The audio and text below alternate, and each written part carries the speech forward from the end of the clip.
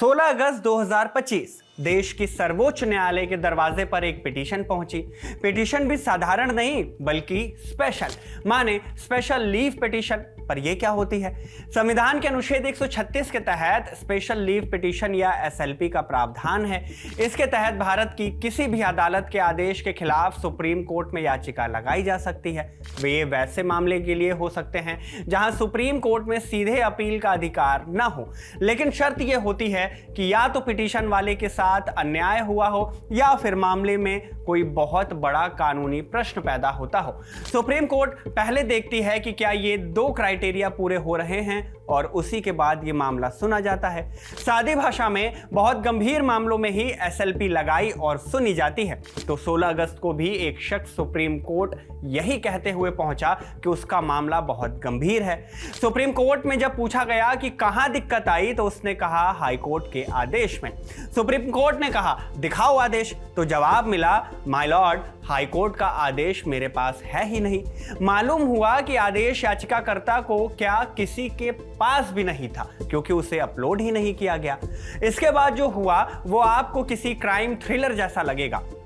इसमें देश की सबसे ताकतवर अदालत है, एक और ऊंची अदालत है, जिसे लेकर सवाल पैदा हो गया कि क्या वहां बैक डेट में आदेश जारी होते हैं। और है वो एजेंसी जो देश में सूचना प्रौद्योगिकी और ई गवर्नेंस के क्षेत्र में बेहद अहम काम करती है, एनआईसी, जिसे एक डायरी की जांच का काम सौंप दिया गया। क्या है पूरा मुद्दा, क्या है इस पूरे केस की कहानी, समझेंगे इस वीडियो में। नमस्ते, मेरा नाम शुभम है और आप देख रहे हैं खबरगांव। सुप्रीम कोर्ट के दो जज, जस्टिस जे.के. माहेश्वरी और जस्टिस विजय विश्नोई की एक बेंच एसएलपी की सुनवाई कर रही थी।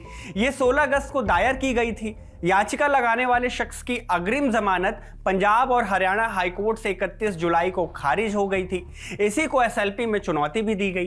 दिलचस्प ये था कि एसएलपी के साथ पंजाब और हरियाणा हाईकोर्ट के आदेश की कॉपी भी लगाई जानी थी, लेकिन आदेश की कॉपी याचिका देने वाले के पास थी ही नहीं। हिंदुस्तान टाइम्स में छपी उत्कर्ष आनंद की रिपोर्ट बताती है कि याचिकाकर्ता का कहना था कि हाईकोर्ट के जस्टिस संदीप मैदगिल का 31 जुलाई का दिया हुआ आदेश वेबसाइट पर कभी अपलोड ही नहीं किया गया।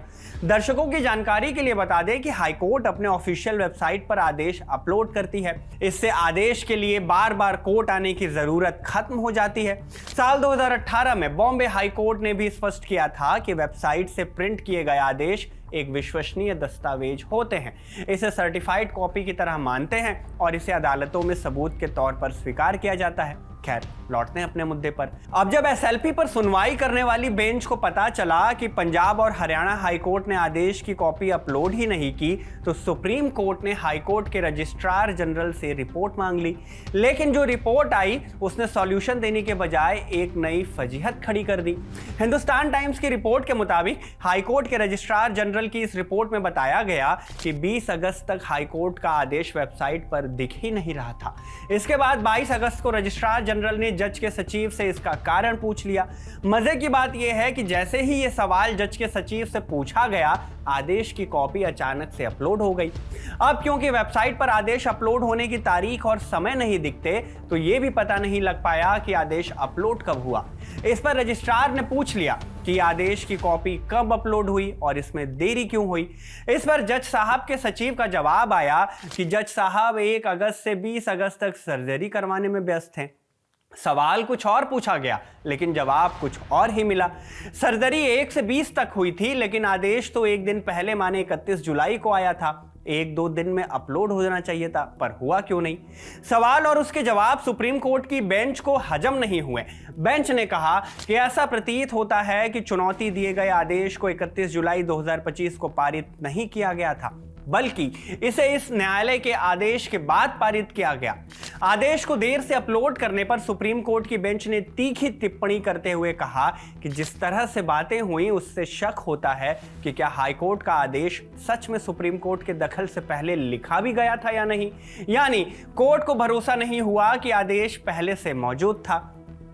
इस बात की तह तक जाने के लिए सुप्रीम कोर्ट की बेंच ने आदेश दे दिया कि सचिव की स्टेनो बुक जब्त की जाए और यह पता लगाया जाए कि आदेश किस तारीख को टाइप किया गया और कब कंप्यूटर पर करेक्ट किया गया।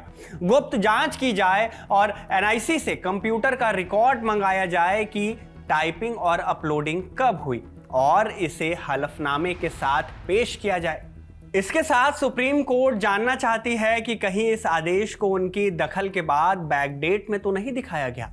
आदेश के साथ ही सुप्रीम कोर्ट ने हरियाणा राज्य को नोटिस जारी करते हुए कहा कि जब तक जांच चल रही है याचिका देने वाले के खिलाफ कोई सख्त कार्रवाई न हो, बशर्ते याचिकाकर्ता जांच में पूरा सहयोग करे।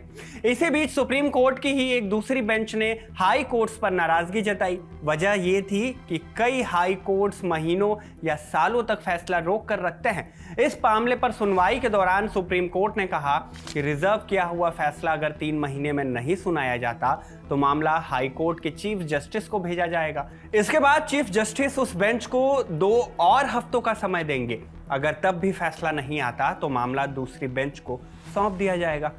सुप्रीम कोर्ट ने साफ कहा कि न्याय देने की ऐसी देरी से लोगों का भरोसा न्यायपालिका पर से उठ सकता है।